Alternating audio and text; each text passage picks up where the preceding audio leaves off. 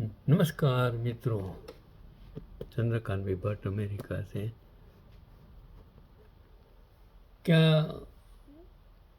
आज़ादी बिना ढाल अहिंसा से मिली है, लेकिन उसके साथ बहुत कुछ हुआ है। और आज जो सत्ता में बैठे हैं, इन लोगों को क्या पता कि देश के इन लोगों ने तन मन से धन से जो कुछ किया, देश के लिए समर्पण किया। आज आप क्या कर रहे हो? लोकशाही को खत्म कर रहे हो। क्योंकि एक मैंने आर्टिकल्स पढ़ा,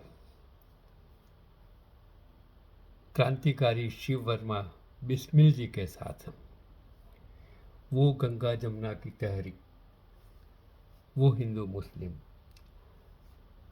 किसी ने कुछ नहीं देखा, न तन देखा, न धन देखा, न मन देखा, सिर्फ देखा न जाति धर्म कुछ देखा सिर्फ भारत की आज़ादी। माँ फिर रो पड़ी। अशफाक और बिस्मिल का यह शहर कॉलेज के दिनों में मेरी कल्पना का केंद्र था।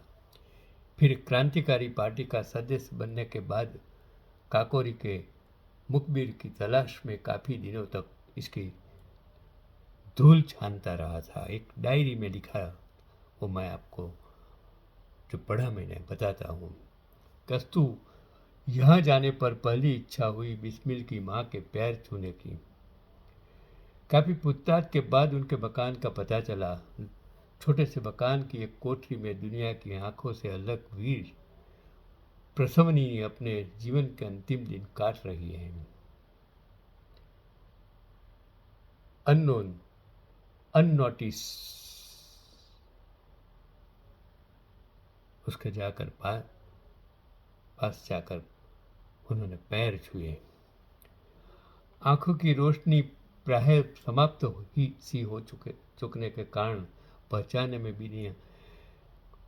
बिना ही उन्होंने मेरे सिर पर हाथ रखकर आशीर्वाद दिया और पूछा, तुम कौन हो?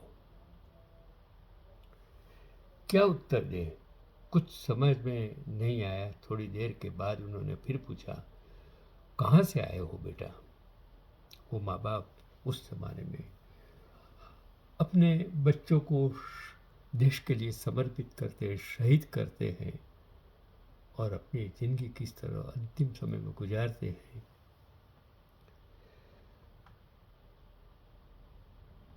इस बार साहस कर मैंने परिचय दिया। गोरखपुर जेल में मैं अपने साथ किसी को ले गई थी, अपना बेटा बनाकर अपनी ओर खींचकर सिर पर हाथ फेरते हुए माँ ने पूछा, तुम वही हो बेटा?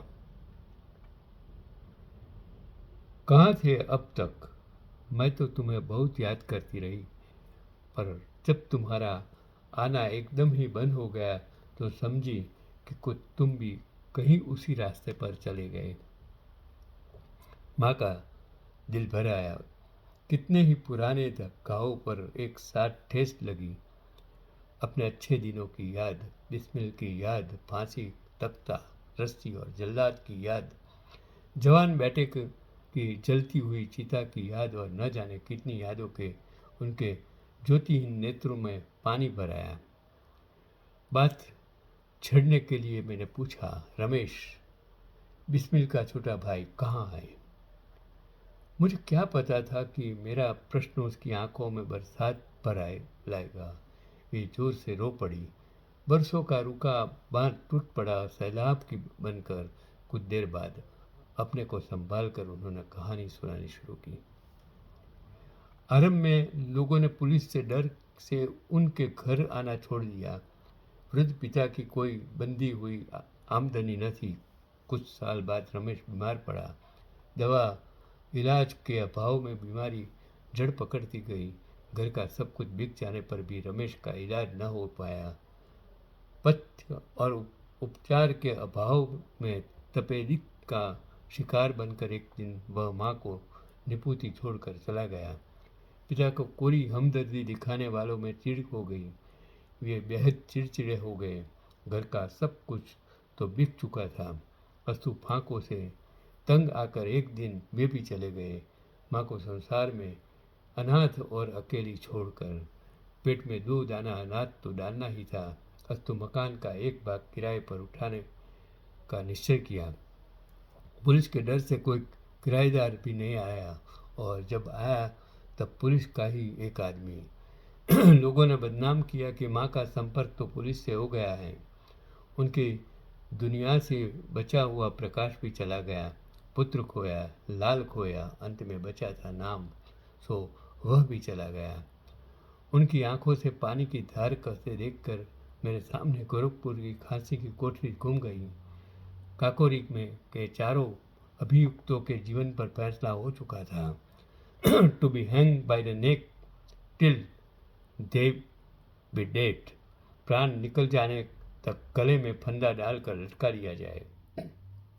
फांसी के एक दिन पहले अंतिम मुलाकात का दिन था। समाचार पाकर पिता गोरखपुर आ गए। माँ का कोमल हृदय शायद इस बात को संभाल न सके। यही समझकर उन्हें वे साथ न ले आए थे। प्रातः हम लोग जेल के फाटक पर पहुंचे तो देखा कि माँ वहाँ पहले से ही मौजूद है। अंदर जाने के समय सवाल आया मेरा, मुझे कैसे अंदर ले जाया जाए। उस समय माँ का साहस और पटुता देखकर सभी दंग रह गए। मुझे खामोश रहने का आदेश देकर उन्होंने मुझे अपने साथ ले लिया। घुटने पर यह कह दिया, मेरी बहन का लड़का है। हम लोग अंदर पहुंचे। माँ को देखकर श्याम प्रसाद रो पड़े, किंतु माँ की आंखों में आंसुओं का लेश भी न था। उन्होंने ऊंचे स्वर में कहा, मैं तो समझती थी कि मेरा बेटा बहादुर है, जिसके नाम से अंग्रेजी सरकार भी कांपती है। मुझे नहीं पता था कि वह मौत के डर से डरता है। तुम्हें यदि रो कर ही मरना था तो व्यर्थ इस काम से में आए। बिस्मिल ने आश्वासन दिया, और आंसू मौत से डर के नहीं वरन माँ के प्रति मोह के थे। मौत से मैं नहीं डरता माँ, तुम विश्वास करो। माँ ने मेरा हाथ पकड़कर आगे कर दिया, यह तुम्हारे आदमी हैं। पार्टी के बारे में जो चाहो इनसे कह सकते हो। उस समय माँ का स्वरूप देखकर जेल के अधिकारी तक कहने को बाध्य हुए कि बहादुर माँ का बेटा ही बहादुर हो सकता है। उस दिन समय पर विजय हुई थी माँ की, और आज माँ पर विजय पाई है समय ने। आघात पर आघात उसने उनके बहादुर हृदय को भी कातर बना दिया है। जिस माँ की आंखों में दोनों ही तारे विलीन हो चुके हो, उसकी आंखों की ज्योति यदि चली जाए तो इसमें आश्चर्य की क्या बात है। वहाँ तो रोज ही अंधेरा बादलों से बरसात उमड़ती रहेगी। कैसी है ये दुनिया। मैंने सोचा, एक और बिस्मिल जिन्नाबाद के नारे और चुनाव में वोट लेने के लिए बिस्मिल द्वारा का निर्माण, और दूसरी ओर उनके घर वालों की परछाई तक से भागना, और उनकी निपुती बेवा माँ पर बदनामी की मार।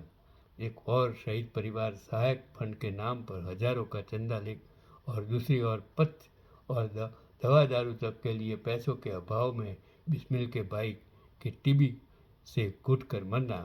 क्या यही है शहीदों को आदर और उसकी पूजा। चलो, यही आज का पैगाम शहीदों के लिए, जिन शहीदों ने आपके देश के लिए कुर्बानी दी। क्या आप थोड़ा सा आंसू इन शहीदों के लिए आप अगर निकाल सकते हैं। यही आज का मेरा पैगाम। चंद्रकांत भट्ट।